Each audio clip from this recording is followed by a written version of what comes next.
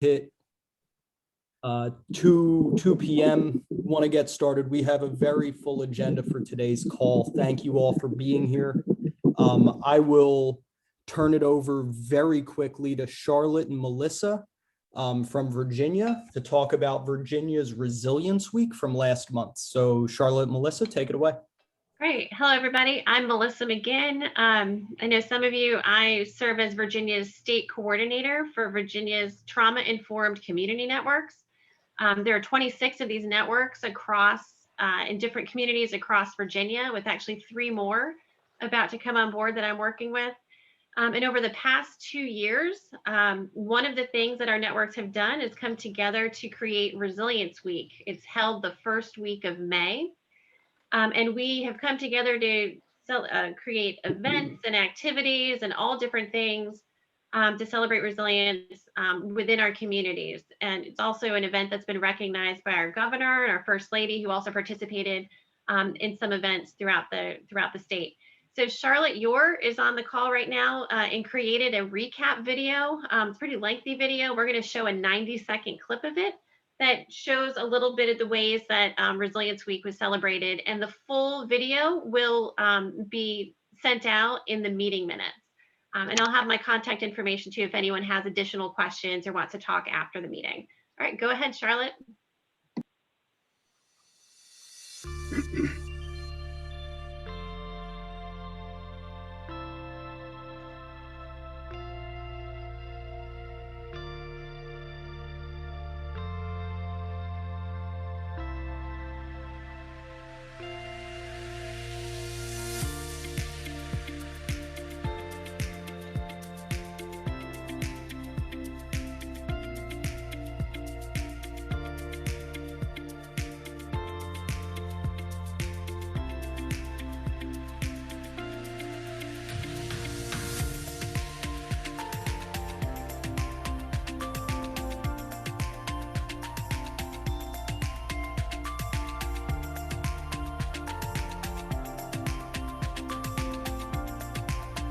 And let's start by noticing the natural rhythm of your breath, not forcing anything or creating tension within.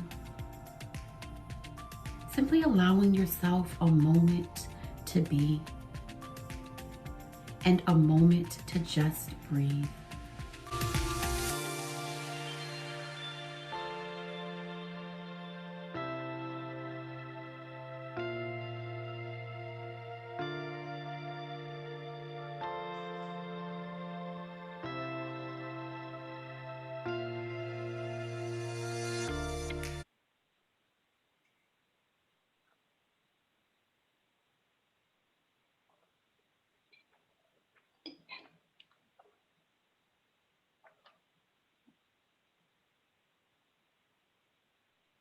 And Melissa, do you want to speak to that for a few minutes for folks? Sure. So this, again, this was an event that was really kind of came out of the work of our community trauma-informed community networks. And we wanted a way just to kind of honor the resilience within the individuals and the community that we serve. Last year was the first year that we planned this event. And of course, COVID occurred. So we had to quickly transition to doing everything virtual. And then this year, with all that our communities have endured and continue to endure, we've really continued to really rely on one another within these networks to come together and to really be able to move this work forward. So this was a kind of a bright spot in our year that we were able to kind of celebrate and use this time to reconnect and just be with each other in this moment, and get a lot of positive feedback. So if anyone is interested in getting more information and just more details, again, this was a really quick clip of all the different things that occurred during that week. Please don't hesitate to reach out. Or if you want information just about Virginia's trauma-informed community networks, we'd be happy to talk offline after this.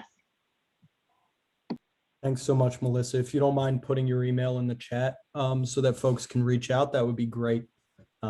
Really, really inspiring work. Hope to see more states and communities doing that for their communities. With that, I will turn it over to Dan to talk a little bit about what's going on federally right now. Thank you, Jesse. Just one comment on our last speaker. Virginia has one of the best models out there for a non-governmental trauma-informed coalition. As she mentioned, they have 26 local trauma-informed groups that get together on a monthly or quarterly basis.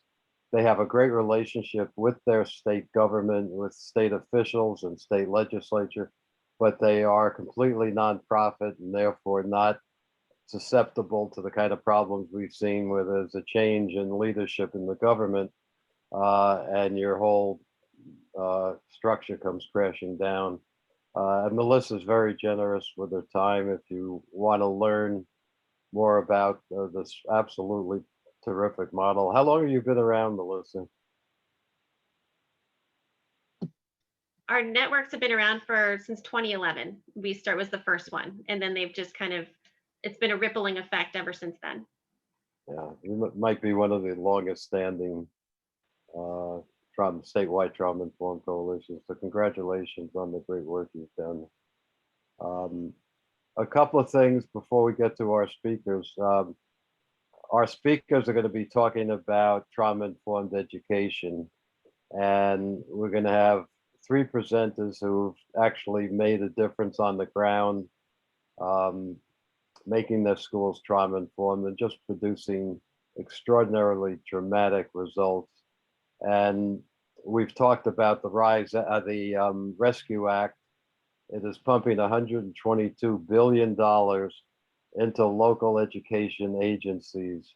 And now is the time to lobby your local education agency and encourage them to do what the 3 speakers we're going to be hearing from have done in terms of implementing trauma-informed programs. You're probably never going to see LEAs with this much money. And we all know that the pandemic is going to create ongoing trauma and disruption in the community, in the schools, if the schools don't prepare for it. So that's, we'll get to our speakers in just a minute. The other things we wanted to talk about, it's been some 3 trauma-informed pieces of legislation introduced. Jesse, do you want to talk about the legislation? Sure. So again, we'll do a quick overview, and just so folks know, on our July call, we will have a staffer from Representative or Congresswoman Ayanna Pressley's office to talk about the Strong Support for Children's Act. And we are asking if either Senator Durbin or Senator Capito staffers would also want to join to talk about the Rise from Trauma Act. So we'll keep you updated on that. But there are 3 pieces of legislation which I will not do service to. I'll put links in the chat as the call goes on, so that way you can see them and learn more about them, and we will do outreach around them. But one is the Rise from Trauma Act, which is the largest investment in community local trauma coordinating bodies. There, in the current language, is $600 million authorized over 8 years to support trauma coordinating bodies, in which there's a specific definition for. And then there is a large chunk of investment in the workforce development space. So all in all, it's over $1 billion worth of investment for trauma-informed purposes as currently written. It was just reintroduced today, actually. So very good timing for the CTIPP CAN call. I think that that's why they did it that way. But we're very excited about that. And then the second bill is the Strong Support for Children's Act, which comes from Congresswomen Ayanna Pressley and Carolyn Maloney from New York. And the Strong Support for Children's Act has grant programs focused around supporting children and families. It calls out very specifically intergenerational trauma, intergenerational poverty, the trauma around racism, and other forms of oppression. And so we're mobilizing around that as well. And I will put some information about that in the chat. And the last bill that was introduced federally, and this was at the beginning of the month, I believe on June 2nd, is called ACERT, or Adverse Childhood Experience Response Teams. And this legislation essentially just takes a model that was started in New Hampshire and introduces it federally. So less about grants to communities specifically. This would authorize $10 million for the Department of Justice and Health and Human Services to create these adverse childhood experience response teams. It was introduced by Senator Shaheen and Representative Pappas, both of whom are from New Hampshire. And again, it's just sort of expanding upon a statewide program to go national. And so I will put in the chat the links to the three different bills that we just highlighted. And again, as CTIPP CAN calls go on throughout the summer, we will continue to have people speak toward them, give a little bit more information. And we will also send out information for you all to mobilize around, advocating for those pieces of legislation. If you heard about this call through a method that is not necessarily an email from me, feel free to send me a direct chat in Zoom, or send me an email at jesse@traumacampaign.org, and I will gladly add you to the listserv, so that way you can get that information as well as the materials from the presentations that you're about to hear from today. But again, we have a very full agenda, so we want to turn it back over to the main topic for today's CTIPP CAN call, which is trauma-informed education initiatives. So Dan, if you want to do a quick introduction, and we'll jump right in. Sure. Just not to let your last issue go, it's really exciting. Between the three bills, there are approximately 12 senators and congressmen who have introduced trauma-informed legislation. When we started a couple of years ago, we never would have thought we'd have that many introducing legislation. So the momentum is building, but those bills are going to be enacted into law only if all of you get behind it and become advocates with your senators and congresspeople. And we'll be talking over the coming months about what you need to do to make that happen. But this is a great way to start the congressional session. We know there's a lot of activity going on and it's hard to be heard, but this is a really, really great start. So as I mentioned, our presenters today all are involved with applying trauma-informed programs to the school systems. And what's amazing about what they've done is that it's not amazing. There is no reason why every school in the country can't do what our three speakers have done in their schools. And the data they'll be giving you is quite dramatic, reducing suspension 70, 80, 90%, reducing teacher turnover by close to 100%. But what the data doesn't capture is the change in the culture of the school. I think I had an opportunity to visit the San Carlos school before and after they implemented their trauma-informed program, and you could just feel the change in culture from a war zone to a harmonious school where the teachers were comfortable teaching and the students were eager to learn. So I'm going to turn it over to our three presenters on trauma-informed programs, and then Jesse will be introducing our fourth speaker, who will be talking about limiting exclusion and restraint. So in terms of seniority, our first presenter is Godwin. What happened to Godwin here? Higa. Godwin is from Hawaii, but was the principal at the, oh boy, what, you took my screen away from me. In San Diego, California, where he introduced a trauma-informed program, produced amazing results, and now has become a mentor. I didn't know it until a couple of days ago that he actually helped the Menominee tribe implement their trauma-informed program. And then he connected with his old high school classmate in Hawaii, Ann Mahi, who will be presenting so she could do it. So Godwin has done it, and now he's one of the great proselytizers. So Godwin, welcome. Thank you for joining us. Thank you.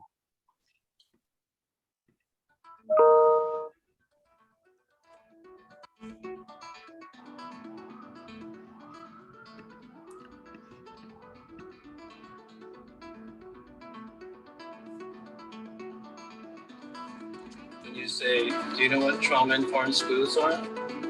No. They know the word trauma, that's it. You know, they think of the trauma unit at the hospital, you know, not realizing that trauma is deep inside your brain.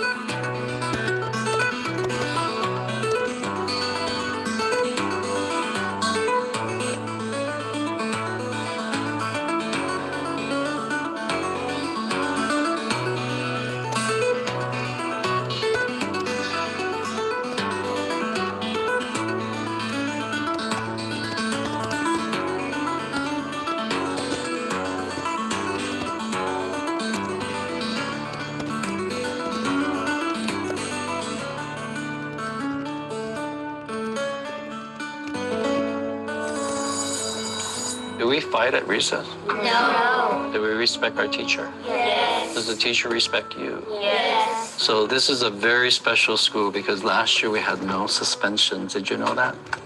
I did not send anybody home. Understanding the whole child, where they're coming from, how we treat students with respect is the trauma-informed philosophy. It's about relating to the students and really opening your heart. This is more than just making a crane, isn't it? It's like teaching you how to be friends and how to help each other. Trauma-informed school is a school that's all about coming from a point of compassion and looking at the whole child and really looking at what can I do to help this child with the things that he or she needs. Pues una escuela informada sobre el trauma es una comunidad que está abierta a aprender, a compartir sus historias. Es una comunidad que puede salir adelante, que puede formar niños sanos, niños felices, niños contentos. The big message is we cannot continue to be punitive in education. Are you enjoying school? Yes. Oh, good. That's the main thing. Instead of asking students what's wrong with you, we need to ask our students what's happened to you. Y el informarte sobre el trauma, vas más atrás bueno, el niño es así, pero ¿por qué? ¿Qué está pasando en sus casas? ¿Qué está pasando con su familia? ¿Qué está pasando en su entorno? Y cuando conoces esas historias detrás de esa persona o del trasfondo de esas situaciones, te hace más sensible. We have many homeless students. Most of our students are English learners. There's a lot of domestic abuse in our community. When they come in and they sit down at their desks and they have their breakfasts and they watch an educational video, they know they're safe here. I'm from a family of domestic violence, and I was 2 years old, and I remember the ball hitting the wall. Your little kids that you're dealing with right now, they will remember what's happening. Y tal vez su mal comportamiento es un grito de ayúdenme. We want to make sure that when you're angry or sad, we want to help you through that. I thought, are you guys friends? Yeah. Oh, okay. Well, you have to remember, friends don't fight. Friends are nice to each other, right? Yeah, okay. Okay. I think the most important thing that we can do is sit and talk to the children. Instead of continuing to get in trouble and ending up in our jail systems, they know how to deal with the controversy in their life. Y el demostrar que el trauma no te puede detener para nada. El amor, la comprensión, siempre va a ganar y a triunfar para vivir mejor, vivir una vida feliz. What are we doing as educators? Are we really understanding where our students are coming from? It really makes me passionate about the trauma-informed school setting. The goal here is to make policy changes. Look at all the birds coming alive. We can make the change. You can make the change. I know deep in my heart that this is the way to go.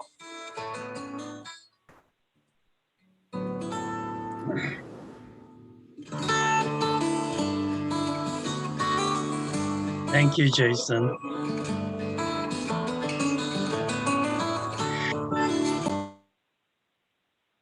I know Anne feels the same way. I'm Godwin Higa, by the way, that every time I watch this video or share other videos, I miss being a principal and educator. And Anne just recently retired, so I know that she feels the same way because we miss being around kids, but we have a bigger passion that we're working with CTIPP and others to make changes nationwide and worldwide. So thank you for being with us today. Cherokee Point is located in San Diego, Mid-City, one of the highest domestic violence percent in San Diego, low socioeconomic situation. Hunger is a major situation in Cherokee Point. So there were a lot of efforts to help have the food bank come in and bring us food and vegetables and all that. But more importantly, changing Cherokee Point so that the educators, all adults on campus work in a more compassionate manner. So why am I so passionate about this? And the same reason with Anne is that third highest suicide rate in the United States is ages 10 to 24. They're killing themselves. And when you look at the reasons why, when asked the students who are attempting suicide, most of them said it's a sense of hopelessness. And when you look at surveys given to grades 5 and middle and high school, there's a section about one question that I saw in Hawaii and San Diego was, is there anybody on campus, an adult that you can go to, that you can talk to or not? The survey in Hawaii stated that 47% of middle school students said no. 57% of high school students said no. So that's why I know Anne has this passion like me to change the way we do business in education at the campus section. Anne was able to instrumentally, not force, but encourage their principals like me that this is a crisis. This is an urgent situation where kids are killing themselves for this.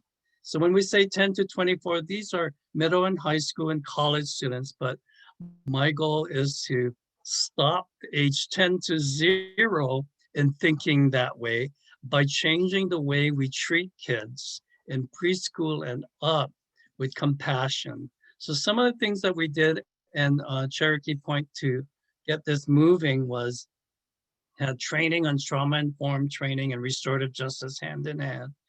And my non-negotiable whenever I went to a new school was to the teachers, all students will be treated with the utmost respect. And the students do not respect you, I will take care of them and coach them and make them turn to the more respectable behavior. And that always worked. But more importantly, we did training on trauma-informed practices.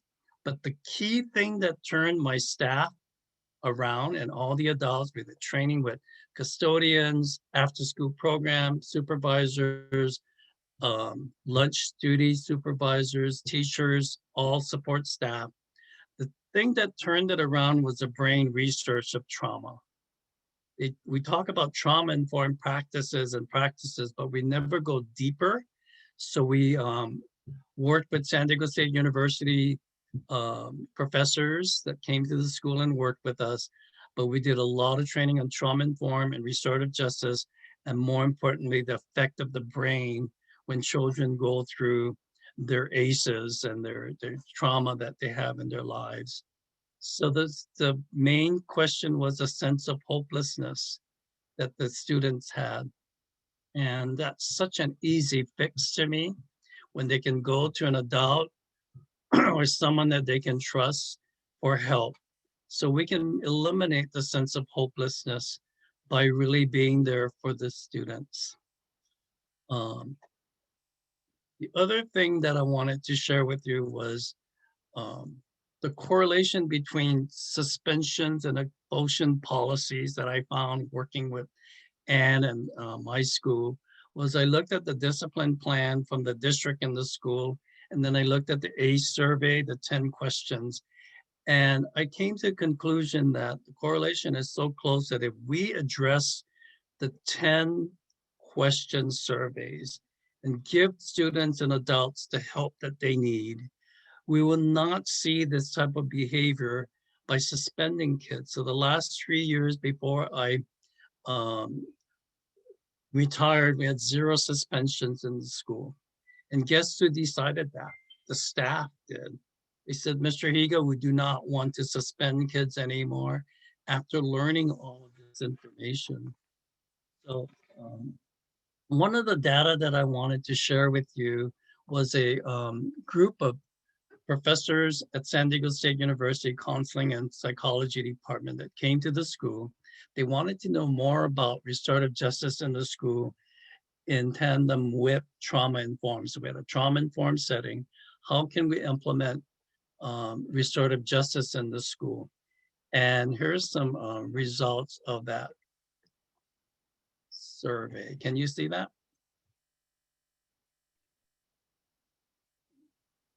Yeah, we're not seeing the graph, but we are Okay. seeing your screen.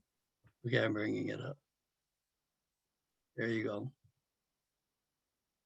The first graph is the total incidences. When the baseline is the total incidence, and then the second graph in red is the number of referrals. So in the baseline, we had about 217 incidences at the school. And by the third year of working with trauma-informed and restorative justice, went down to 20. And then the number of students referred to the office from 7493 to 12 referrals. And you know what's very interesting? The referrals turned into notes to the principal that the student is hungry, or they need a new backpack, things like that. So it really turned into a more compassionate situation. The next graph that they put together, and this is I will share with you later how to get to this because it was published in the Journal of Educational and Psychology Consultation. It was published in 2016, but this is just parts of the graph. But when you look at the baseline, you see the last graph where it's blue.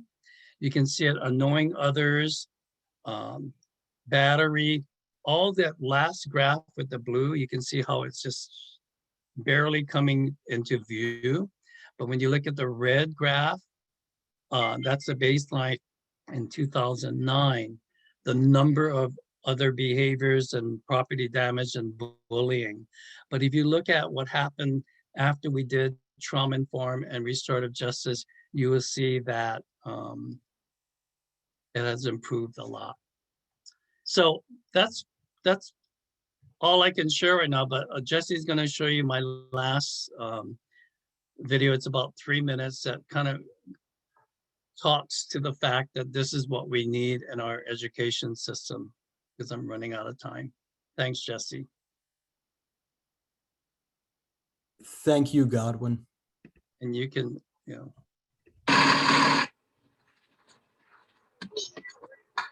Hey, Mr. Q. Did you see that? Why would somebody do that?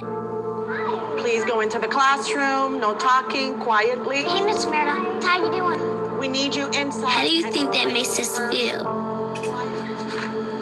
I forgot my number. What's your name? Jordan? What's your last name? Carter?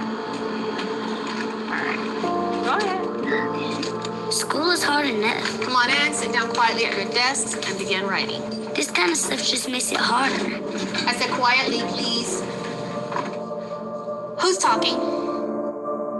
Is it you, Sophie? Don't let it be you. Don't believe me? Sophie. Please just watch.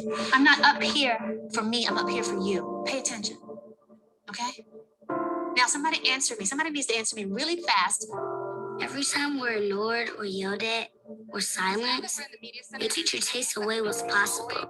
No horseplay, no running, and especially no talking. Moment by moment. Miss McGarity, your student's behavior yesterday in the lunchroom, it was terrible. Next time, silent lunch. Did you hear that? Stay in line and catch a bubble. I'm not playing. If this is education, we're in trouble. Bye, Miss McGarrity. Frederick Douglass said, once you learn to read, you'll be forever free. The way it is now, 2 of the 3 of us will never be able to really read. It doesn't have to be this way. Hey, Jordan, how you doing? Good. Good. Everyone we meet throughout our day can make a difference. I've been waiting for you to arrive. All the difference. Good morning, Jordan. How are you? I'm doing well. Thanks for asking. How are you? Good. Go ahead and put your number in. Talk with us, not at us. That's okay. I'll look it up for you. Go ahead, sweetheart. Okay. All right. Teach us what we need to know. That's how we get smarter. Well, good morning, Sophie, Janicia, and Jordan. And when you talk with us and teach us, give us bigger and bigger words. Now what I'd like you to do, children, is turn around and converse with your neighbor and discuss where the mother might have gone. Words that we can use to read and understand. She is praying for eagles, so she hunts at night. And that will take us places we could never reach without it. Remember, we're entering the learning zone. Now, how can we show our respect to the children and teachers who are working? We can walk quietly. Yes. Okay, kids, so what I'd like you to do is continue writing your narrative, documenting your emotions. If you were the baby owl and your mother abandoned you in the nest. What can you do? Learn all that you can so that you can challenge us to be our best. You would have stayed and assisted them in whatever they needed. Share yourself with us and show us how to share ourselves with others. Give us courage. Give us compassion. Help us find our own voices so we can become who we are meant to be. Why would you want to silence us? Thank you, everybody. Thank you, Godwin. If anybody on the call is from an Oscar committee, whoever played Jordan Carter should get something.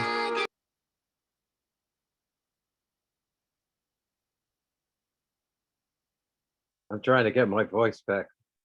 That was so moving. Thank you. Our next presenter, Donna Manuelito, is a member of the Navajo Nation from beautiful, beautiful Crystal, New Mexico. And she is the Assistant Superintendent of San Carlos Apache Public Schools in San Carlos, New Mexico, about an hour and a half east of Phoenix, where they actually recently just had some fires. So we hope everybody is doing well. But I've mentioned earlier, I had the opportunity to see the San Carlos Public Schools before and after they implemented trauma-informed programs.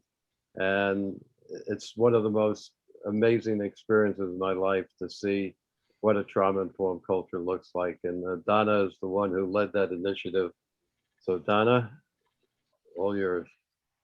Good afternoon, everyone. Yateisha, Che Donna Manuelito Pasin, Tabanga Do Bilagano, Bashichin, Che Yoi Dene, Sonali is Irish. So when in Navajo, when you introduce yourself by clans. So I am Edgewater, born for Anglo. My grandfather is Bead people, and my grandfather is Irish. So when I started here 6 years ago at San Carlos Unified School District as the assistant superintendent. I took over the middle school, I would say January or February. The principal was put on administrative leave. So I was in charge of changing that school system. So what I did was, I just want to show you, we started, when the schools changed, we started doing a lot of research on how this was going. So this is what the Apaches call wiki-up. This is their house dwellings back in when they were not on the reservation. So our systematic reform at San Carlos Unified School District, we have systematic reform plan and accountability model, community needs on the research, which parallels with the Maslow's hierarchy of needs to self-actualization and self-transcendence. School letter grades will not change if the needs are not met. We also did culturally relevant teaching encompassing the native language, history and culture, community culture, and family involvement. Students became more prideful of their Native American culture and background, and we introduced proficiency scales to drive lesson planning. What that means is we went from going like, if you're talking about state testing, we taught the minimal proficient, and then we taught the partially proficient, and then we taught the proficient. So we were going to where they didn't, our lesson planning was, they didn't have any background in the knowledge of what we were in the standard. So we started from ground zero, but we worked it up so that we were scaffolding up to proficient. We also have AVID, which is a program for advancement via individual determination.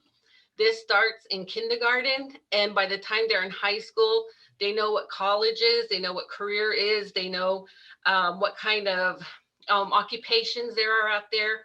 We do field trips to the hospital, to the forestry, to the reservations that they're not aware of. And we also had ownership, not buy-in. So we have redesigned our lesson plans, our lesson framework, safety net standards. Everything that we create is created by our staff. So it takes ownership, not buy-in. So when we started, this is what it looked like.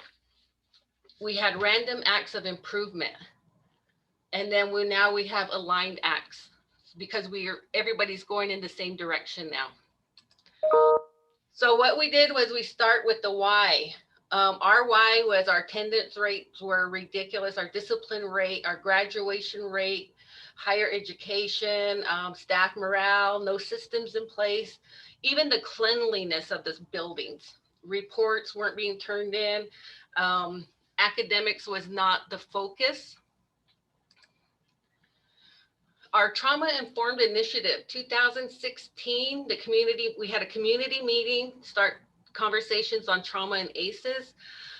We had Dan Press and Dr. Tammy out here in 2017, and we held a community conference on trauma-informed community. 2017, we sent all of our principals to the Trauma in Service Beyond Consequences Institution. 2018, we went to the Healing Warrior Spirit Conference, and Dan and Dr. Tammy was there as well. And then in 2019, we partnered with the Culture Piece. This is out of, he's in New Mexico now, but he used to be in Minnesota. From that partnership, we created change agents. So there's 5 change agents within the schools, and I'll get into that. And then in 2020, we started training for parent educators so that they could start implementing some of this in their classes. Trauma-informed approach at school recognizes and understands that certain behaviors are related to traumatic experience and uses this recognition and understanding to drive a new set of practices at school with young people who exhibit these sets of behaviors. It shifts from a model that asks what is wrong with you to one that asks what happened to you. I had a student who cussed out a teacher, and when we got to my office, I asked him, I said, what happened to you? Why are you doing this? And he said, well, my parents were partying all night. I didn't get any sleep, and I'm kind of hungry. So we took him to the nurse. He took a nap. The nurse went and got him some food.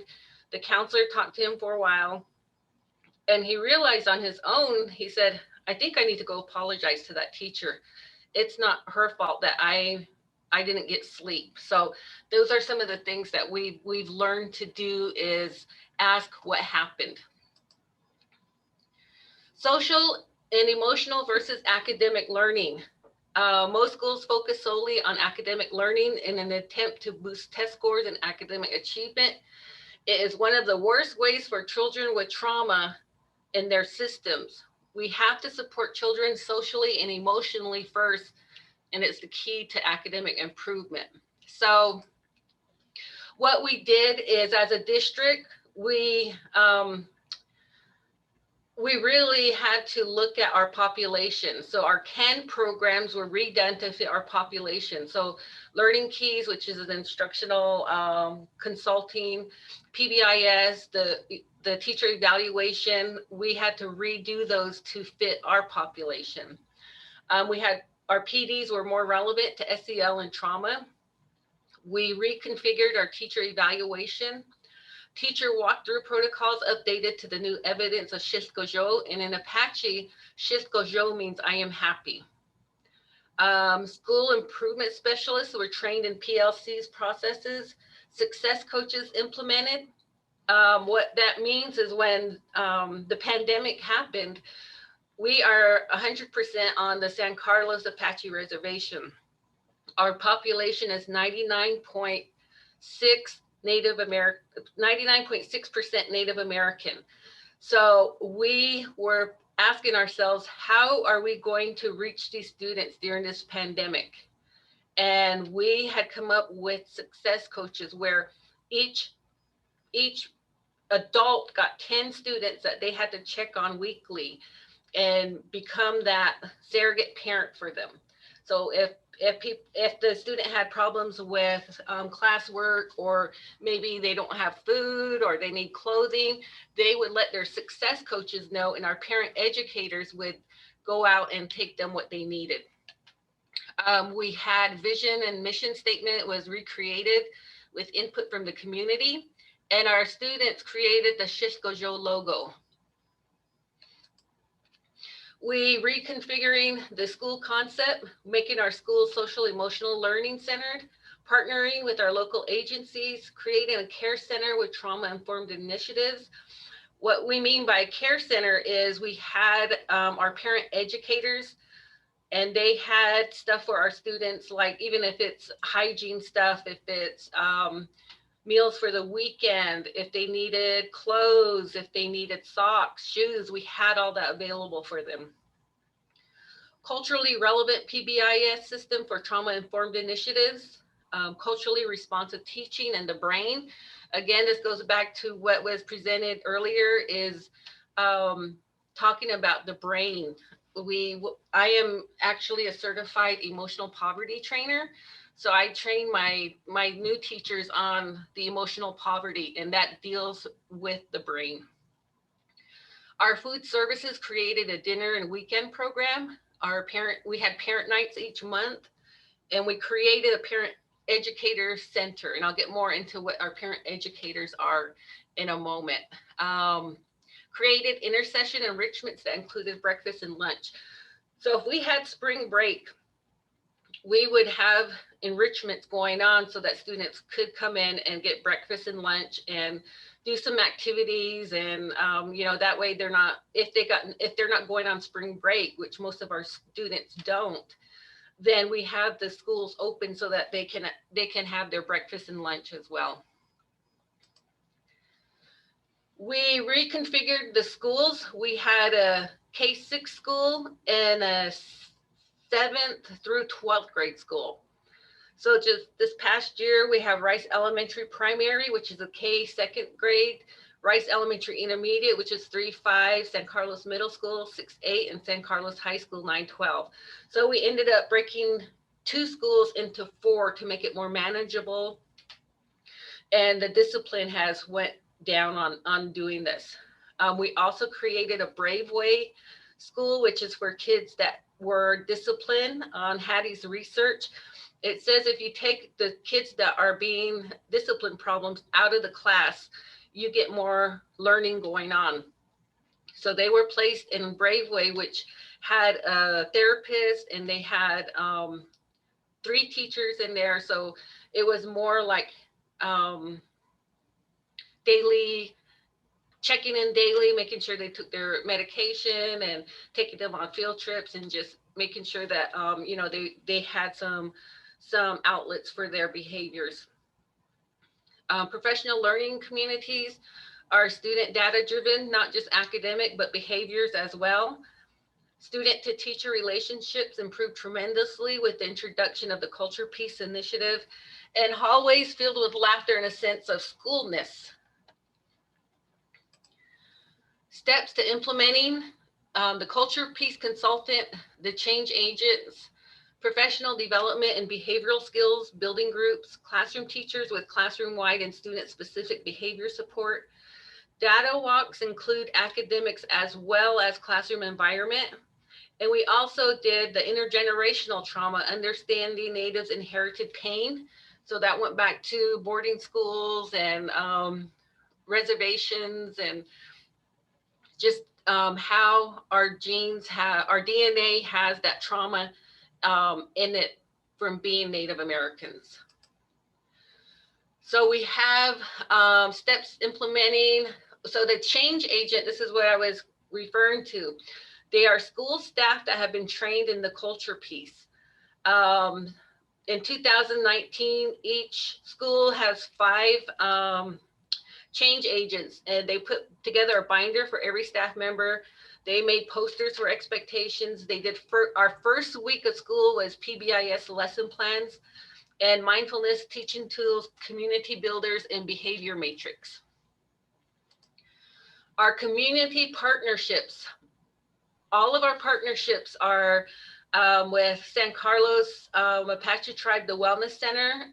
They give us therapists for our behavioral therapists. We have connections with the Apache College, who does classes. They host dual credits for our students, and Apache Burger, Bashas, the healthcare. We have a MOU with them, and I'll get into that. We also have, this is our parent educators. They have worked with forestry to come up with the San Carlos Apache traditional parenting curriculum. And it was created to provide parenting classes, community outreach classes. And the highlights are they do sessions on fatherhood is sacred, motherhood is sacred, linking generations by strengthening relationships, Apache parenting curriculum, addressing family violence and abuse. And they work with the community to create community programs, and they communicate from home to school and school to home. So with the MOU we have with the San Carlos Apache Healthcare is they provide nurses to our schools. They provide dental and vision on school sites so our kids don't have to go up to the hospital. They help us with the 45-day screening requirement. The communication between schools and hospital concerning students. So like if they need vaccination updates, if their medications need to be refilled, checkups, emergency contacts. They also do the sports physicals for our student athletes. They do evaluations. Just for COVID, they provided the vaccination to all of our staff, even though they weren't Apache. We had 60% of our staff that are Native American, and they provide occupational therapists and speech therapists. So we do have an MOU with the healthcare to provide all this on site. So the Young Warrior staff are part of the San Carlos Apache Tribal Wellness Program. And what they do is they're behavioral technicians and Young Warrior Program licensed therapists. They work with students that are referred to the San Carlos Apache Tribal Wellness. They offer individual, family, and group counseling and therapy, after-school programs for their clients.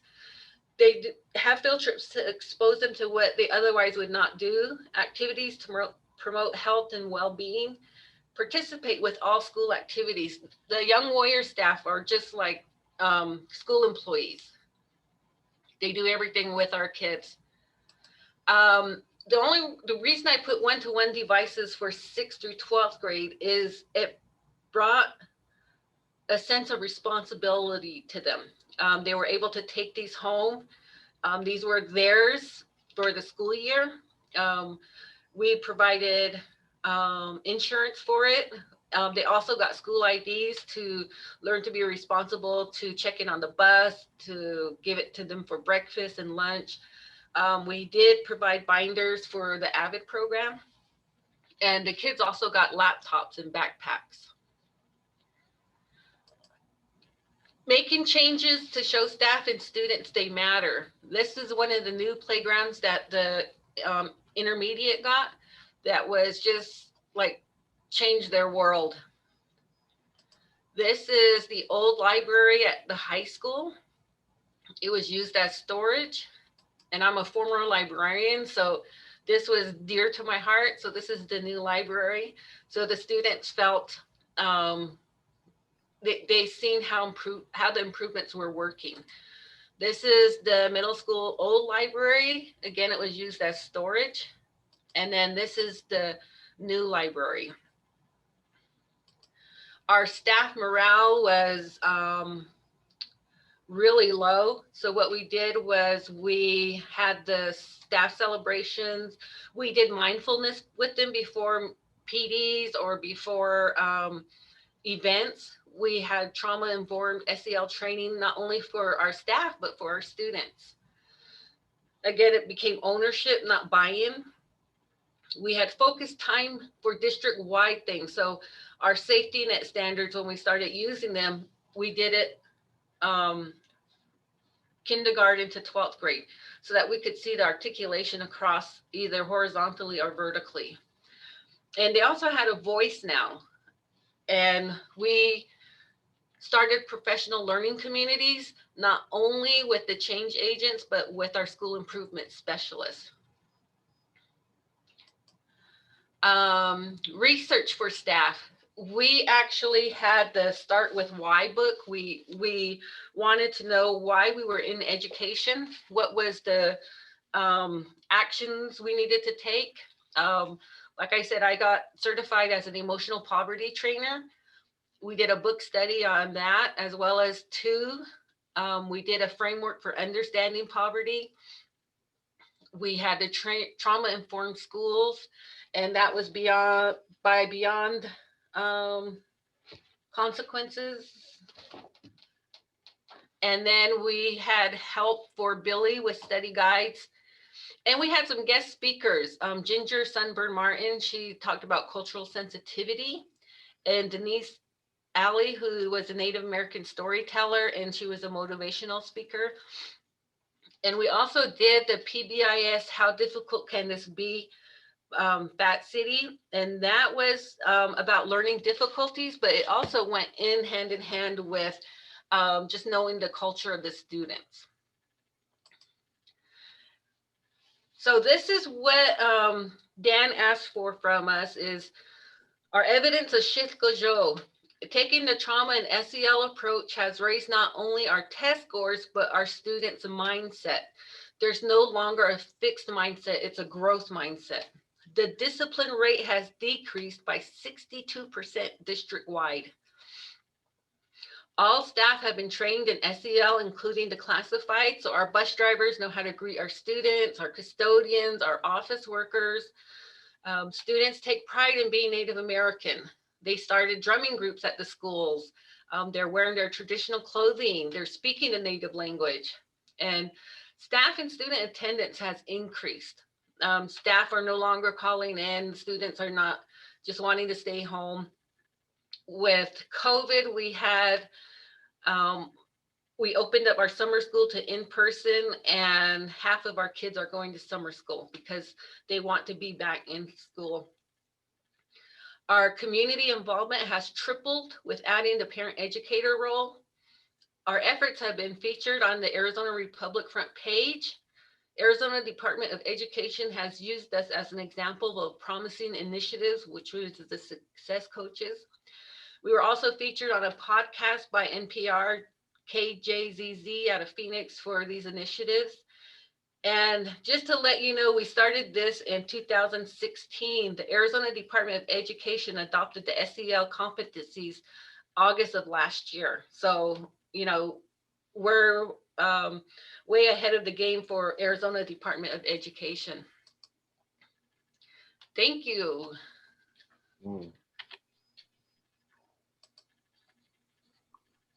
Donna, thank you. It's just really It's an amazing transformation. Congratulations on what you've been able to accomplish. The one story I'll take a second to tell is they have a parent education program, as you described, but they found that one of the some of the kids who were having the most trouble were parents weren't showing up because their parents were in the tribal jail. So what they did was go ahead and bring the parent education program to the tribal jail. And they have this great picture of 15 guys in their orange jumpsuits holding up their certificates of completion of the parent education program. That's the kind of innovation that makes a difference. So again, congratulations. And finally, for this part of the program, I want to turn it over to Ann Mahi, who just recently retired as Superintendent of Schools on Oahu. And she'll pronounce the name of her schools.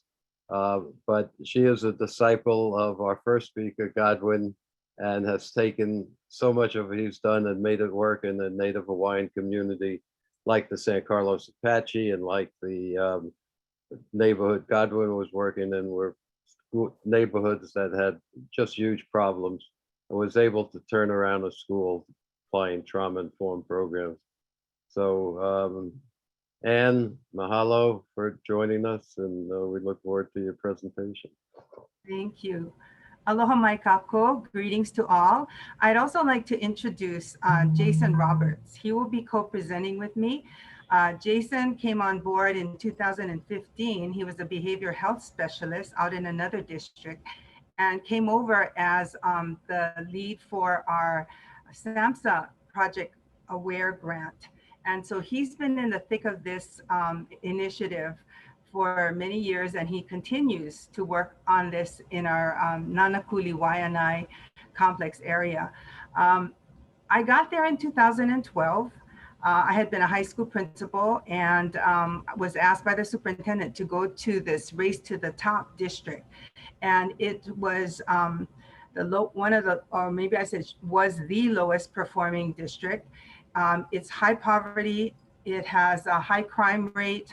75% of the prisoners in OCCC on Oahu are Native Hawaiian, and the majority came from our side. We call ourselves the West Side, as opposed to the East Side, which is Diamond Head. We're on the West Side, and we have a lot of issues, and we really, we hadn't looked at it in terms of why these things were happening to us, why we were having so many discipline issues, until we started looking at our data and we started looking at how we were responding to children and their needs. So we had to start with something that would bring us all together. And I started going around to schools and saying, you have to touch the heart before you can teach the mind. And it really pleases me when I still talk to a lot of the teachers out there and the administrators, and they said, we really are trying very, very hard to touch the heart before we can teach the mind. We know that, and now we're working on the mind because we got the heart thing going. So we're going to start with our first slide, our next slide, and it really is what we started to talk about as principals, of the schools. And we started looking at the data. We started asking ourselves, why are we here? What is the purpose for our being in the schools on the West Side? And we really said it's bigger than just getting the kids through the system and graduating. It really is because we love the community. And by looking at the community, we had to look at education in order to do these things here.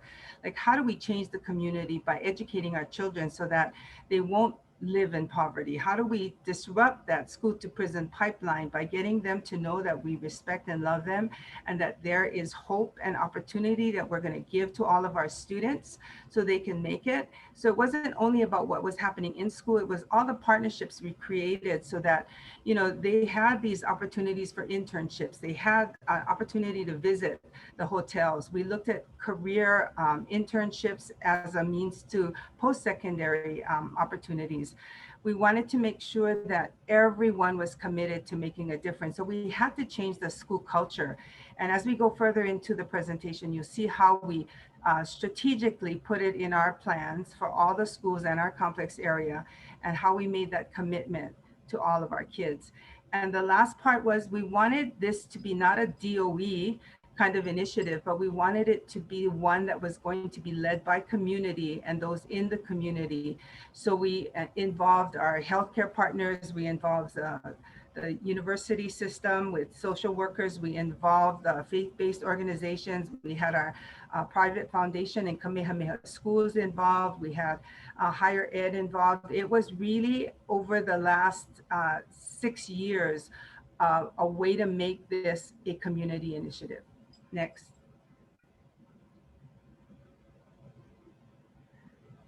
And so in our strategic plan, and this is something that if we don't write it down, if you don't have it in some plan, it's not going to happen. And you could see how Godwin had it done and how Donna had it embedded in the work that they were doing, that this is the kind of thing that we had to list in our strategic plan. And it was a multi-year plan. It wasn't something that was going to be done overnight. So the things that we planned on was creating that multi-tiered system of support for all students, academic, social, emotional.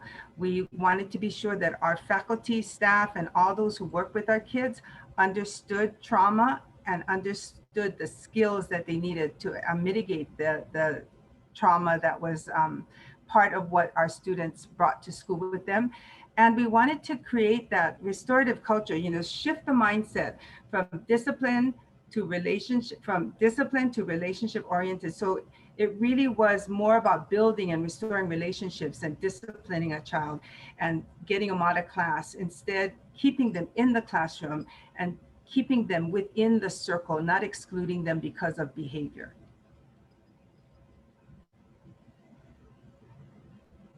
And so we have to start with doing these things. Godwin and Donna mentioned these in their presentation, like making sure that everyone was aware of the impact on trauma. And we got everyone involved. We did orientation sessions. We did compassion summits with our families. And one thing that stood out to me was we held one, and these two ladies stood up after we gave them the yellow chart paper and they were writing things down. They said, you know what I learned today? I just got out of prison. And I learned that if I don't change what I do at home, my children are going to turn out just like me. And that was the real beginning of how we started to make sure that we were doing outreach to our parents. Because even if we did things in school, if things didn't change out in the community and in the families, we weren't going to be really successful. We trained our school faculty and staff, bus drivers, cafeteria people, custodians, and we changed the way we looked at discipline, and we rebuilt the way we handled any kind of behavior issues so that there were opportunities for them, students, to just calm down, work with counselors before they were sent to the office. I'm going to turn it over to Jason, and he's going to go through the multi-tiered systems of support that we put in place that was part of our strategic plan and part of our training and part of our professional learning community discussions. Jason? Thank you. Thanks, Ann. Everyone's probably seen this pyramid of MTSS, multi-tiered systems of support. And the reason why it's important is because trauma doesn't come with a set of instructions as to how we can address it.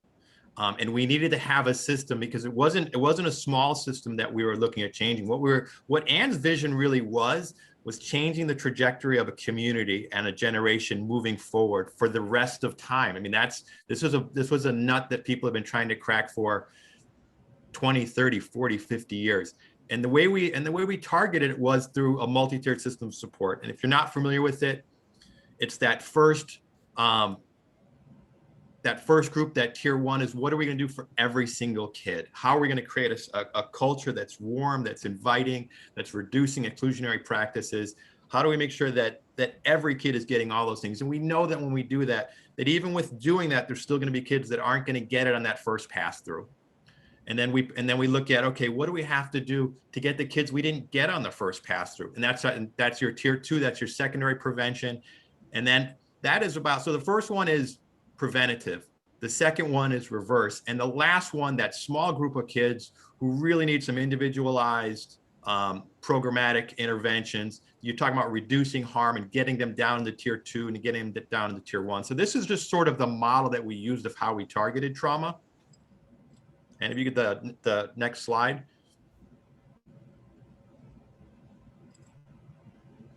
And we wanted to have some ability to assess and problem solve as we went along.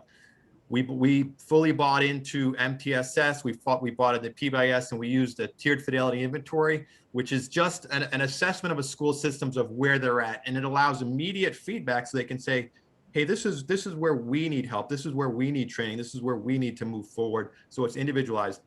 And to show you guys how serious this is, it's a lengthy assessment. It takes a good part of a day.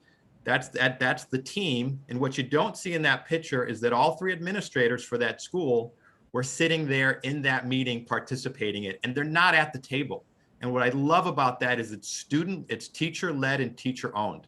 And in the very back, there's a young lady with a black shirt, and that's one of our student interns who was part of the solution, who allowed our community work to be a part of it. Next slide, please. So how do we get from this idea of we've identified a need, we have an idea, we've got a model to use? We invested in tons and tons of professional development and training. And one of the pastors that we work with always says, it's not about creating a moment, because everybody has a great training and you write down the notes and you save the PowerPoint. And I love that. And a week later, you forget about it. It's not about creating a moment. It's about creating a movement. So first we did all the things that you guys have heard from the previous speakers. By the way, Godwin was not a consultant. Godwin became Ohana. I can't tell you how many presentations I did with Godwin, how many times we brought him out, side by side, problem solving on different things, traveling to the mainland, presenting. But we did have our resources. So first we want to make our teachers understand what trauma is, how it impacts kids, the brain science. That's wonderful. But if you don't give them skills to mitigate in that classroom that they can do in the moment when a kid comes in and is demonstrating the effect of trauma, it's not going to go too far. So we want trauma-informed practices, restorative practices. We wanted to show through data, and 2 of the metrics that we picked was suspensions, because we knew that Native Hawaiians were suspended at a much greater rate than any other students. And 2 of the metrics that we looked at was suspensions of all students, but particularly Native Hawaiians and special education students. And special education students are included in that because there's an overrepresentation of Native Hawaiian students in special education. So again, that trauma-informed and trauma-aware, trauma-skilled de-escalation strategies. We spent a lot of time with teachers. We've got a gentleman here that's going to talk about restraints and seclusion, and that's on this list. I'm a certified trainer, and I took over all of the training for the district for restraints and seclusions because I wanted our teachers to know it doesn't ever have to get to a point where you restrain somebody. You get really good at the de-escalation practices. You create an environment where kids want to come to school, where they know that you care about them. They know that when they show up and they haven't been there in 3 days, and 10 years ago, the teacher might have rolled their eyes, that teacher's going to say, man, it is so good to have you back. I was looking forward to seeing you today. I'm glad you're here today. It just de-escalates that situation right from the get-go. We talked about the fact with all of our staff that anytime you have to go to restraint, you're increasing trauma. We don't want to do that. And I'm going to get to a stat about suspensions. We never had a policy that you will not suspend. We never had a policy that you will never restrain anybody. But what we did is that we got ownership from our teachers, from our principals, from our staff. And as they got better at these things, and as they really saw the value and started to live it in their heart, they didn't have to restrain. They didn't have to suspend. So we've got youth mental health first aid. That's suicide prevention, establish, maintain, and restore. Again, if it's relationship heavy, relationships don't come with a manual. We're teaching staff how to build relationships. Next slide, please. This is part of our partnerships. You guys have heard about this. We had social work interns working at our schools. We had, and that was really dual-edged. In any kind of area that's challenged, where there's inequities, you're going to have trouble attracting people who want to work there. We needed the help with social workers, but we also wanted to show them we have wonderful schools with wonderful kids where we care about them. We want you to come work here. An agreement with University of Hawaii for psychiatry for consultation. We worked with our faith-based organizations, Ann mentioned that, our compassion summits, Kamehameha Schools, Liliuokalani Trust, but we realized that this was not, when you're trying to change a community, you can't do it by yourself. You have to work in partnerships. You have to have ownership and hear other voices. Next slide, please. This is just two. We were really between a rock and a hard place, me and Ann, of choosing which data to share. We have a lot of data. And just the two things that I'd like to share is that over the time, we had a 40% decrease in out-of-school suspensions. And from 2015-16 school year to 2018-19 school year, 25% decrease in total number of incidents. We had several schools that had 0 suspensions for the school year. Out of the 9 schools that are in our complex, we had 5 schools that had 4 less suspensions for the entire school. And these are not schools with 50 or 100, 200. These are schools with 600, 700, 800, 900 students. Next slide. This is from the students themselves. This is HARB's data. This is what students are reporting. Percentage of students who strongly agree that bullying and harassment is a problem at your school. That's always been an issue at our school. It's a martial culture where that is respected. We're fighting and not being soft is something respected. We've got students to change their mind about what's important. So the decrease is from 60% to 36% in terms of perception that bullying is a problem at their school. Next slide. Okay, this is, Ann actually did the green highlighting, which I think we should have done earlier. Fantastic. Talk about changing the trajectory of a community. And not everything moved. We're not there yet. We have a lot more work to do. We know that.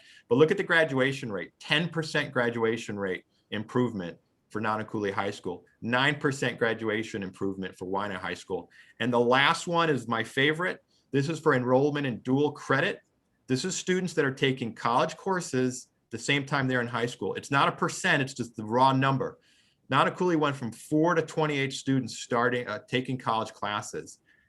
Waianae High School went from 4 to 121 students taking college classes. These are generation changers when students start to get college educations in an area that, because of inequities, is generally not seen that as an option. Next slide.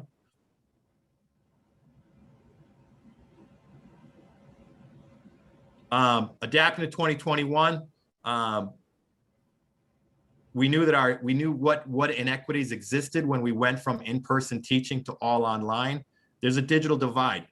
So we focused on providing meals for students. That was a real need we had, and it changed real quick. What do these students need right now? Somebody else mentioned Maslow's hierarchy needs. People have talked about tier 1 needs. We knew that our students needed, and if you saw the lines for families that were coming out, you know, people don't want to do what they don't have to do. People needed the meals. Students needed access to the meals and the services. Next slide. This is, Ann identified this pretty quick, jumped on it. We had 1,500 Chromebooks, 750 iPads, 1,500 internet hotspots. So we went from the least connectivity on the island of Oahu to the lowest device gap in the state. We made a huge difference for students being able to access their education in the last year during the pandemic when they were forced to stay home. So they could still connect with their teachers, still connect with their counselors.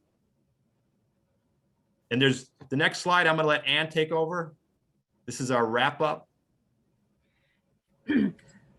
So when we talk about mo'olelo, that's the story. And you know, we do that in Hawaii. We always want to talk about the story and the changes that have happened. So when we talk about how things are changing, you see some of the quotes from the students and the teachers. And since we focused on relationships and restorative practices, it seems like things have really changed for the better. I look forward to coming to work. Yeah, and that's one of the teachers. It is so powerful to watch and, more importantly, feel the change happening at our school because of the work with High Aware Grant. They help us understand and better serve our students. And he's a vice principal at an elementary school. And David Adler is a 6th grade teacher. If there was ever any confusion about academics and behavior, we understand that we work with the whole child. Relationships are at the heart of what we do. And I think when, you know, as leaders in the schools, teacher leaders, you know, our administrators, we ask these questions all the time, and we need to get the story from the people and with the students especially, you know, for them to start to have, you know, wanting to come to school, feeling good in classrooms. Our teachers starting to understand that they can see their face. We got this from Godwin. You can see their faces, but you have to understand their stories. You know, they started to say things like, you know, we're not going to say what's wrong with you. We're going to say what happened to you so we can build a relationship with that child. You know, the children belong to all of us. These are the things that you start to see emerging once this initiative took hold. Okay, next. So now we can take a look at our teacher vacancies. When I first got there, there were like 25 teachers leaving the high school, 30 teachers leaving the intermediate school. Teachers were getting hurt because the kids were hitting them. You know, the teachers would be out all the time. They said, I need a break. So 10 years ago, the administrators would have to sub in the classroom because there were so many teachers that were calling in sick. Now it's a fraction. When I visited the high school, the principal says, look, I only have 4 absences today. You know, I mean, we don't have them clamoring for substitutes anymore because the teachers come to work because they love being there with the students. And we have the highest teacher retention rate we've had in decades. We have some schools that have no teacher vacancies. And this is really amazing for us. And we attribute that to the changing school climate and the relationship building between our faculty, staff, and our students and their families. So these are the next steps.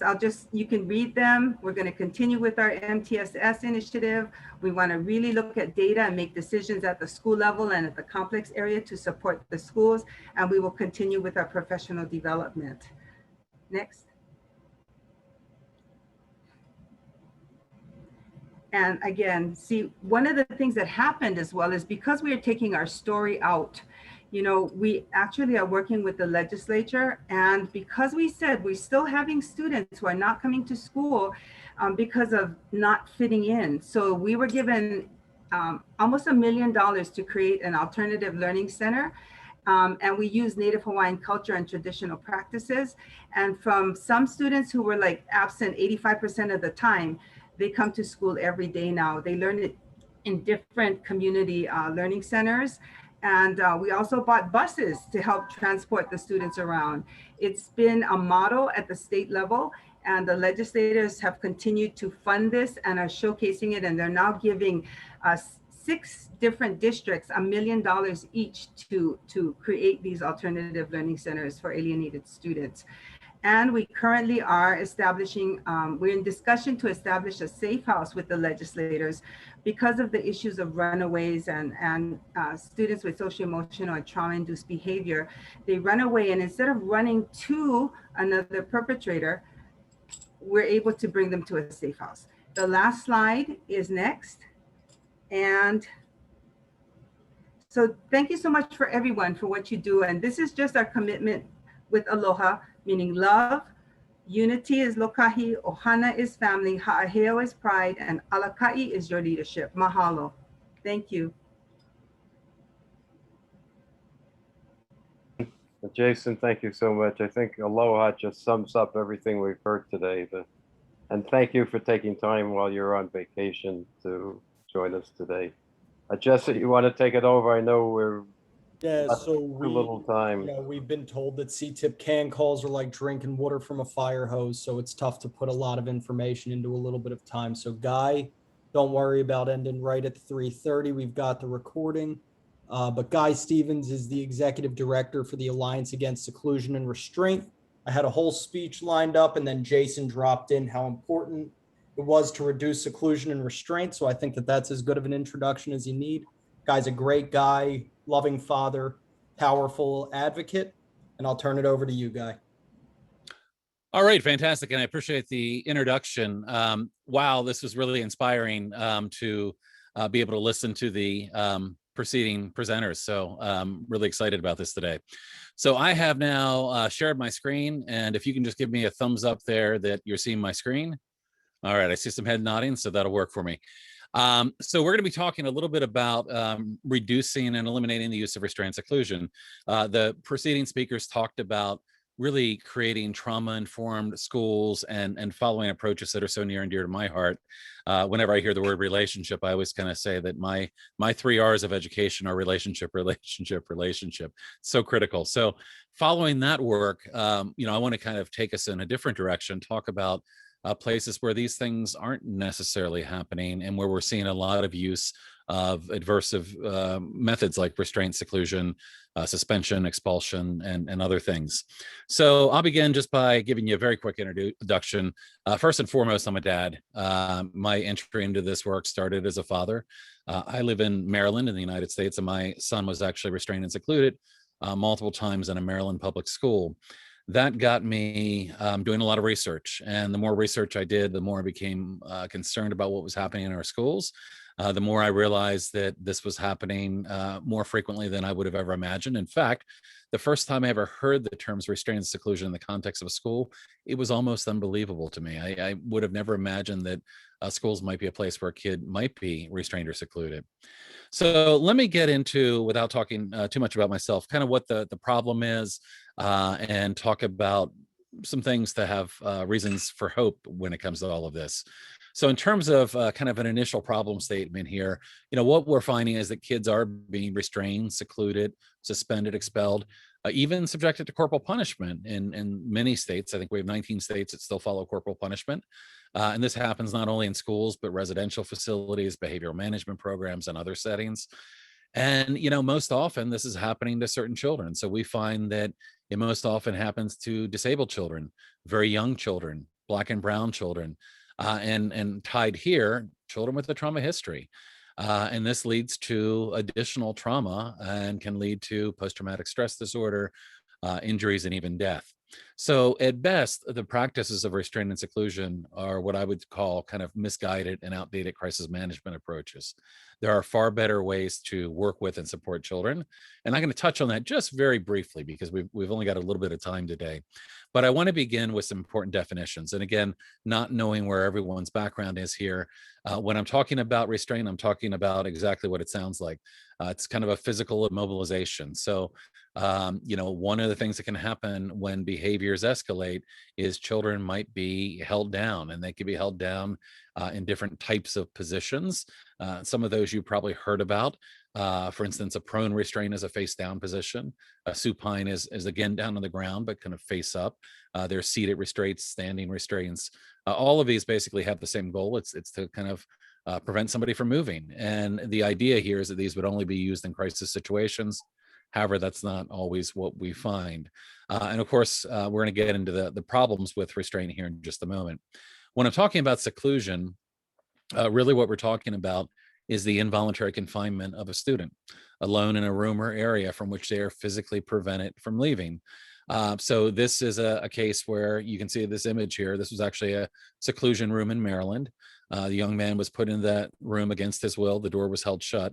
In that photo, you may notice a small, it's actually a small area of blood at the front of the door where he had actually banged his head on the door. But these are sometimes padded rooms. They're sometimes, cinder block closets or wall, rooms like this. But the idea here is that kids are sometimes put into these seclusion spaces under the idea that there's a crisis and they need to be put into this type of situation. That's something I don't agree with. I don't really believe we should ever be putting children into seclusion. I mean, it's really equivalent to something like solitary confinement. Now, another important term here, and this is from the federal government, but the term is imminent serious physical harm. If you look at federal guidance, and we're going to talk about this in a minute, there's no federal law when it comes to use of restraint and seclusion in schools. There are in other settings, but not in schools. And what federal guidance says is that you should never use these things unless there's a situation that is a crisis situation that's leading to the potential of imminent serious physical harm. And that means a substantial risk of death. It's a extreme physical pain, protracted and obvious disfigurement, loss of a bodily or impairment of a bodily organ or mental faculty. This is a really high bar, but that's not what we see in practice. What we often see is that kids are restrained and secluded for far lesser criteria than imminent serious physical harm. This is not meant for situations, for instance, where it's a situation of non-compliance or control or disrespect or minor behaviors. But very often we find that these interventions, which are dangerous and can lead to significant trauma, are used for far lesser situations, sometimes even property damage. And of course, since it varies from state to state in the United States, you might have one state that has one set of criteria and another that has another. I believe these are issues of civil rights and human rights when it comes to the use of restraint and seclusion. I don't believe those things should change from state line to state line, but nonetheless, that is the current situation. So what is the impact? Why do I care about restraint and seclusion? Why might you care about the use of restraint and seclusion? What's the impact of these interventions, and why is it important that we do something? Before I get into the direct impact, I want to talk about who's most often impacted here. And I mentioned this in the lead in here, but again, we find that restraint and seclusion are disproportionately used on students with disabilities, as well as Black and Brown students. We often find as well that elementary school students are more likely to be restrained and secluded. So, people often, when you begin talking about this, assume it's a 15-year-old and they've gotten in a fight. And that's not the typical scenario here. It very often is a disabled child who's having a difficult time, who's, rather than being de-escalated appropriately by staff, they are escalated by an increase in demands and not taking into account kind of what's happening in the brain. We often find as well that children in more restrictive settings are more apt to be restrained and secluded. So as you go from a general education setting to a standalone classroom within a public setting to a private special education day school to a residential facility, as you move up that line, you're more likely to be restrained and secluded. Now, of course, people would say, well, gee, that's kids that haven't been successful in other settings. And while that's true, we often find some of those environments use those interventions really excessively. Again, if you look at disability here, 80% of the restraints, 77% of seclusions, according to Office of Civil Rights data, which, while Office of Civil Rights does have data, I'm not going to go into it, but the data is not very good. There's a lot of issues with underreporting. The Government Accountability Office has called out OCR for this just recently, as a matter of fact. And of course, if you look at Black students as an example here, you'll find that, again, Black students are disproportionately restrained and secluded. Now, again, why does this matter? Well, these things can lead to trauma, injury, and even death. And, of course, I know that this group is heavily tuned into the trauma piece.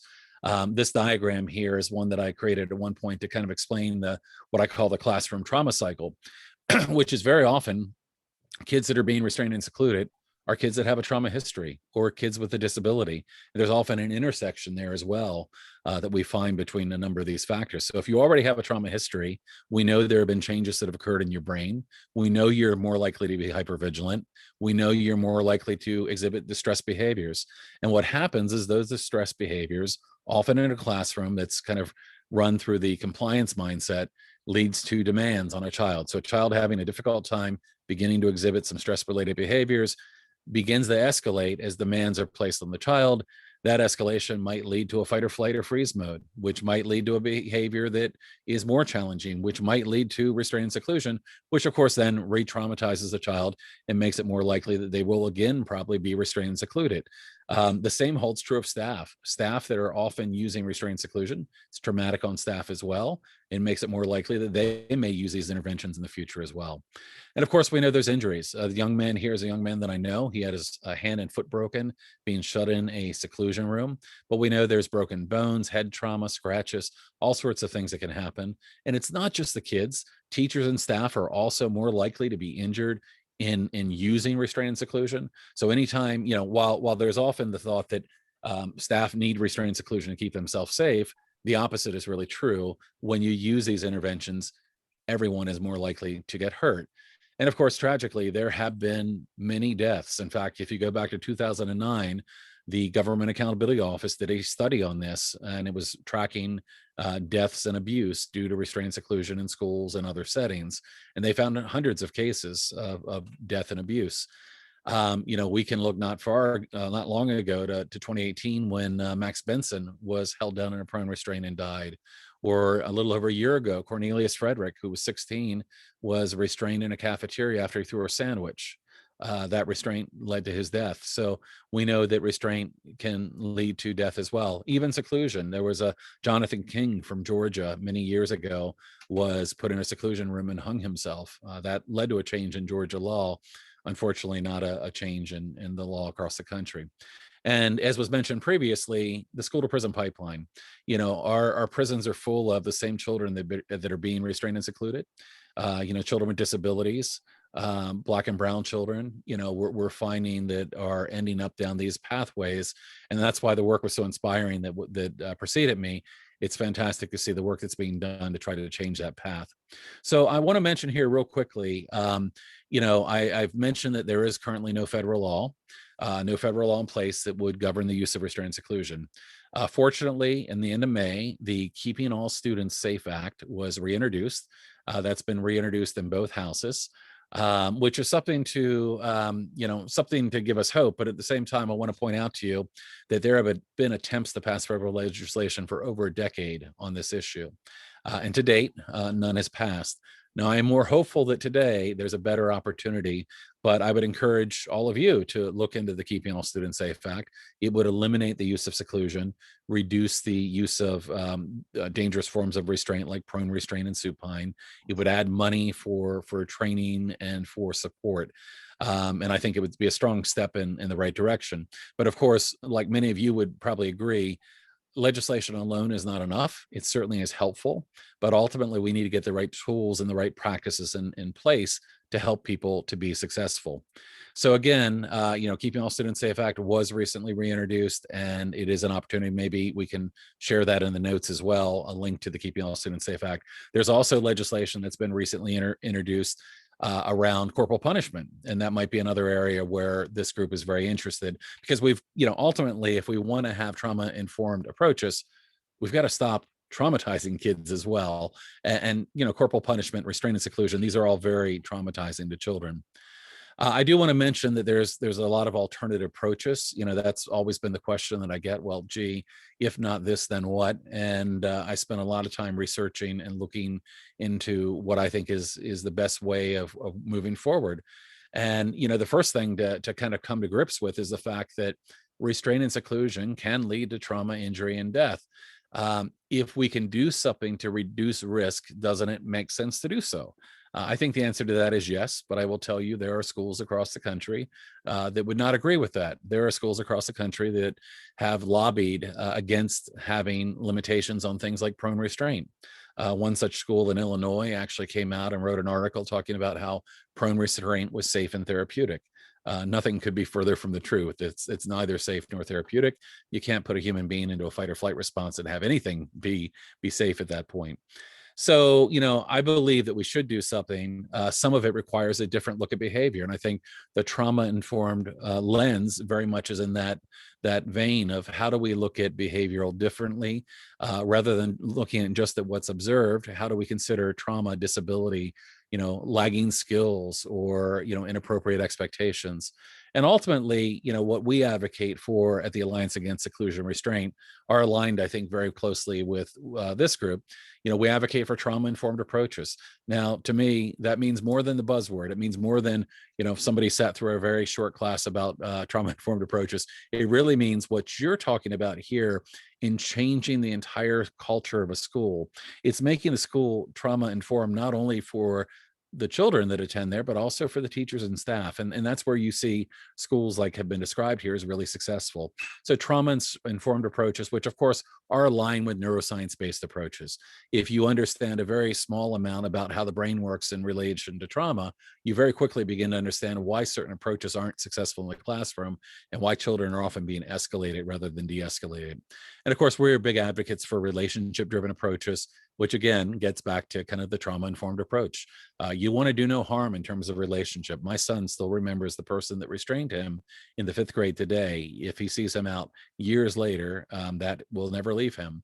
And of course, we're big fans of collaborative approaches, believing that you need to work with kids rather than doing things to kids if you want to help them to be successful. So that was, I wanted to keep this within the 15 minutes as promised. There's a lot more in relation to this issue. I'm always happy to speak more about it. I would love to see folks in groups like this supporting efforts like the efforts to reduce and eliminate restraint, seclusion, and corporal punishment. And from there, I'll just thank you for your time. Thanks so much, Guy. While we're wrapping up, if you don't mind putting your contact information or your Facebook page or social media information in the chat, looks like a good little fan club has started to accrue for you and the work you do. So thank you so much. Thank you to all of our speakers. Before we get into the 2 questions that popped into the chat very quickly, just want to recognize that, a lot was thrown out today between the legislation that's coming out on the federal end, the practices that can be done in schools. Your voice as advocates, your position as community leaders is so important. And to something that Guy said toward the end, policy is not the end all be all, but it can help to create conditions in communities that leverage resources and supports to create trauma-informed environments where it needs to be. So that way healing-centered practices and trauma-informed care can really start to take a hold throughout the country and hopefully someday throughout the world. So we certainly encourage you to continue using your voice and continuing to urge others to use their voice as well. I think it might have been Jason. All the presentations are coming together in my head a little bit right now, but we're not just creating a moment, we're creating a movement, and we all have a role to play in that. So thanks so much. To our presenters, the first question that was asked by Amy is that her district has not yet embraced trauma-informed practices, but she wants to implement it in her classrooms. And she asked if there are any suggestions on starting points.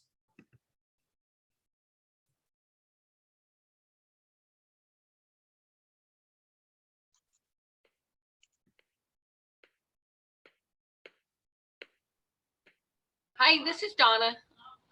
I would say doing, starting with classroom routines and doing some entrance, having like they do the elbow bumps or the handshakes, and just starting off with getting the kids used to a classroom culture that is more inviting. I would start off with doing some mindfulness or some team building so that your students know each other. Godwin, what's the godfather of all this? What would you recommend? I was just trying to copy and paste this PowerPoint that I created for Hawaii schools that's just developed, being sent. But there's some suggestions about kids returning to school, but it's geared for leaders as well as teachers in the classroom, what to do to create a more trauma-informed. And like Guy said, we have to stop re-traumatizing kids, knowing that most or all of our kids come to us with some sort of ACE score.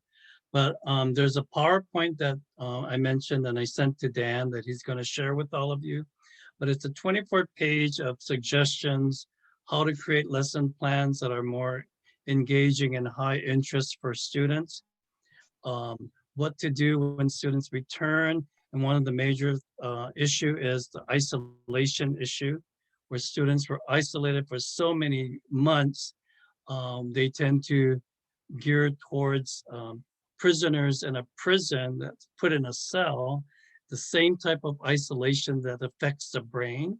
So those are all types of strategies that I suggested in this PowerPoint that I can share with all of you.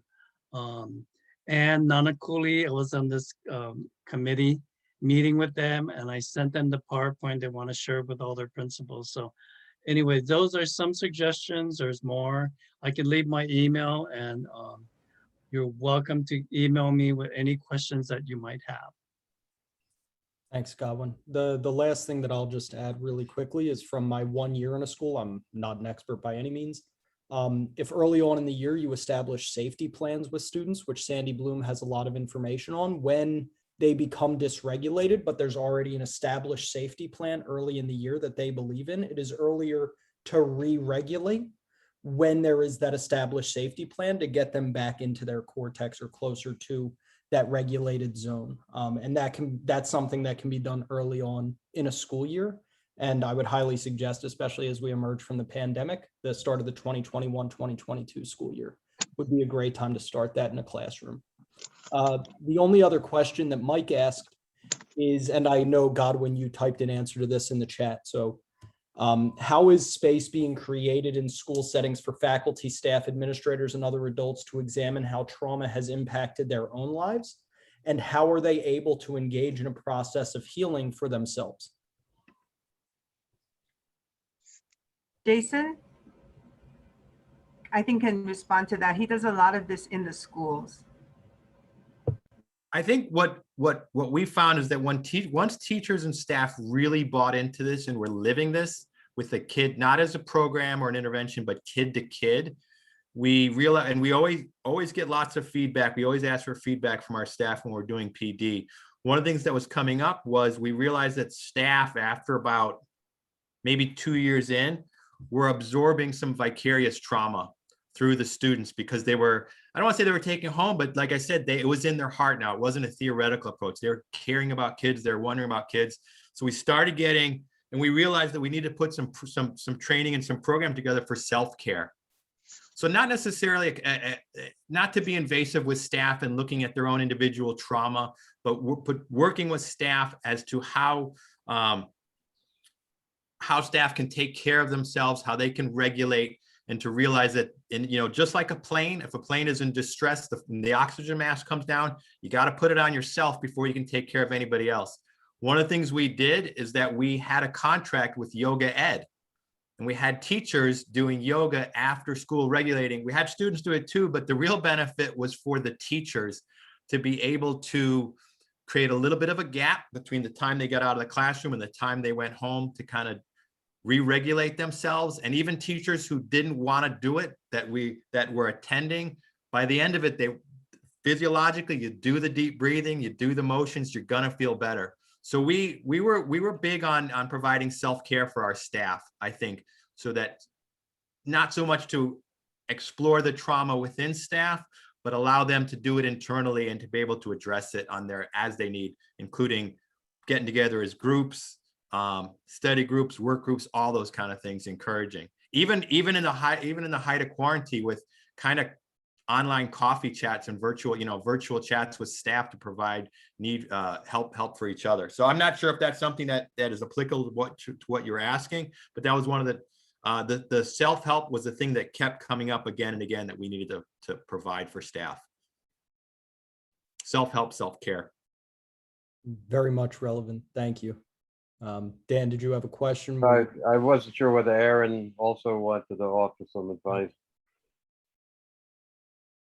Oh, I put it in the chat, and Jesse started off with the big piece, which is establishing safety, and regulating, relating, and reasoning, which is the 3 R's. And we all know that you can't always access all of them based on whatever community or environment you live in, but that's where we can establish things like that in the classrooms. So that was it. Thank you. Thank you for asking. And then the last question, and we're going to have to start making CTIPP CAN calls longer. Hour and a half just isn't enough. We're also building some brain breaks and stretching because that's a long time to be sitting down. Adrian asked, are any of your schools providing facilitated support groups for youth, parents, and staff? Getting some nods. Yeah. Nods from all. So yes. The thing that was really happening is once the principals embraced this, they started being the leaders and facilitating those discussions at their parent meetings or, with different parent groups. They involved the counselors. The counselors were really key. as part of this leadership group that looked at how we did outreach with our parents and with community. So yes, that was critical. Jason, anything else? He's mute. You just, I do like seeing when people figure out on mute that they're muted and you can see their lips read. There we like, go. "Oh, I'm muted." I can tell you something we just did in the last 2 or 3 weeks is that a lot of concerns at the secondary, because our secondary kids have spent the most time online in terms of the isolation. We're aware that kids are going to be rusty when they come back to school. That's the word I like to use in terms of being able to be successful at home. Drinking a Starbucks in your pajamas online is not the same as functioning in a classroom. So we had some need from one of the high schools. And if you've ever seen any of those kind of paint and wine nights that they have at restaurants, where you go there and you drink wine, and we did a similar thing with parents, except minus the wine. And so what we did is we had a short presentation. We did 2 of them. One of them is what students are going through with COVID, and we talked specifically about the risk of isolation. And we talked to them about how do you talk to your kid about this? And the next thing we did was we had an activity where they did the paint, and that was seen as the activity as to while you're doing this side by side with your kid there, start up one of these conversations. That was then, it was so popular, we got requests to do another one, and we did how to thrive and survive a COVID-19 summer, which is what's coming up.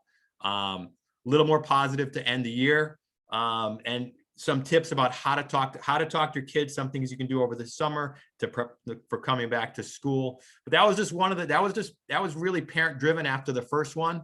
And it's just a little thing, but it's all these programs, it always comes down to a kid making a difference with a mom, a dad.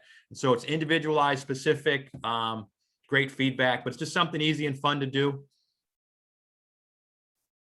And Godwin, last thoughts? The last thing I wanted to share was, as we train and talk about ACEs and trauma and all that, we have to also realize that people get deeply hurt and emotional about the guilt that they're going through. So when we started training parents, about 30 parents, consecutive training, when they took the ACE survey or they learned about brain research, the guilt started coming out.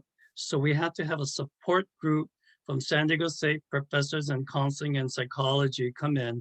We had little support groups, and there was a lot of crying and guilty feelings, the way they treated their kids. I don't want to hit kids anymore, things like that. But it's so important, like Ann mentioned, that support after they realize about trauma in their lives, and how they're going to change the way they treat their children at home. So it was really important to have support groups in line so that when people, and don't even ask, do you need help? Just offer the support and they will come.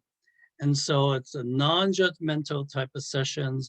They come in and it just works brilliantly when you can supply this type of support for the parents as well as children.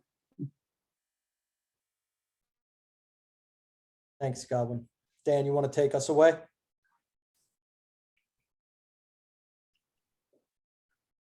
Dan, do you want to close things off?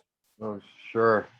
I'd just like to thank our speakers who were just phenomenal. Guy and Ann and Donna and Godwin, so much wisdom. But the lesson that all of you offer is it can be done anywhere. And what it takes is inspired people. There's a lot of information, a lot of resources, but it takes somebody with the passion that Donna and Guy and Godwin and Ann and Jason have demonstrated.